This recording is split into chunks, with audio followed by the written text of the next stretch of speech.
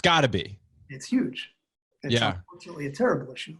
What's your take on that? What's your thought on that for, as it affects a marriage, right? Because some guys could be like, well, I'm just looking at porn, right? It's not hurting anybody. I'm not physically cheating. And I think there's a lot of easy justifications around that. I mean, I don't even know the stats on porn, but it's got to be huge. Yeah. I mean, I've seen the Google search stats on porn. I know the industry, it's massive. What's your take on that? Huge problem. It used to be that if you wanted to watch porn, you had to bear the consequences, the embarrassment of going downtown, buying a ticket, showing yourself in public, walking out of a place where you might be seen. So, the percentage of people that were willing to take that risk was very small. Today, there's no risk of humiliation. Right. There's no risk of embarrassment. Well, there is a little bit. Right. But it's not enough to get people to stop. The risk of like one day your internet browsing history being opened up to the world, like somebody's going to hack it and basically say, do you want to see anybody's lifetime browser history? Here it is. Right. Right. So you're right. There's not that there's no risk, but it's dramatically very different. less. Yeah. It's a whole different ball game. You don't have a Playboy subscription showing up in your front door, you really have total privacy. So as a result, it's become a gigantic problem. Yeah. And for anybody who justifies that, what's the big deal? Ask your wife if she thinks it's a big deal. It's a good point, because I mean, would you say that if the wife says it's not a big deal, like, yeah, go ahead, like enjoy, then I would not say that, but no, but ask your wife, because most wives, would be upset and feel betrayed. Right. Even if they wouldn't, what I try to explain to people is worse than you're hurting your wife and your marriage is you're hurting yourself. When you expose yourself to that kind of imagery, the damage it does to your dignity and to your soul is worse than any damage it does to your wife and your marriage.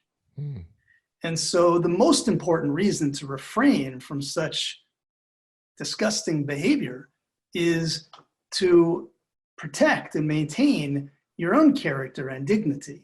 Yeah. Not to mention the impact that it has on, your wife and your marriage. And by the way, for those who say, oh, it doesn't affect my marriage, you have to appreciate there is a direct correlation between exclusivity and intimacy. Right. Meaning, the more exclusive something is, the more intimate it is.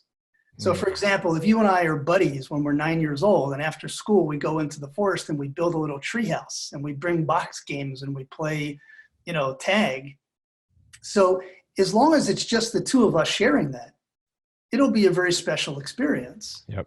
As soon as one of us goes to school and brings all the other friends to this private treehouse, it's true, I will now have shared this with other people, but I will have diluted the power and the specialness and the uniqueness of that experience between you and I.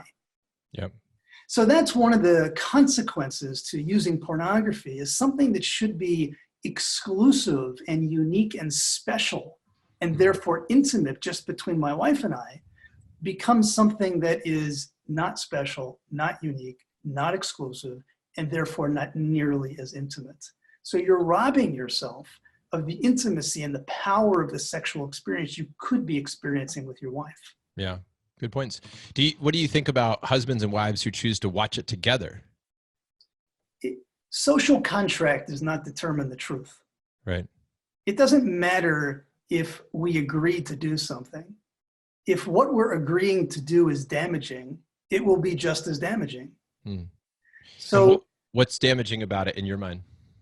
So I just explained.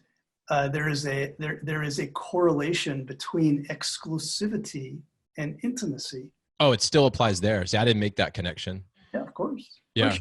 You're bringing other people, even though they're images on a screen, nonetheless, you're bringing other people into an experience that's designed to be exclusive and intimate.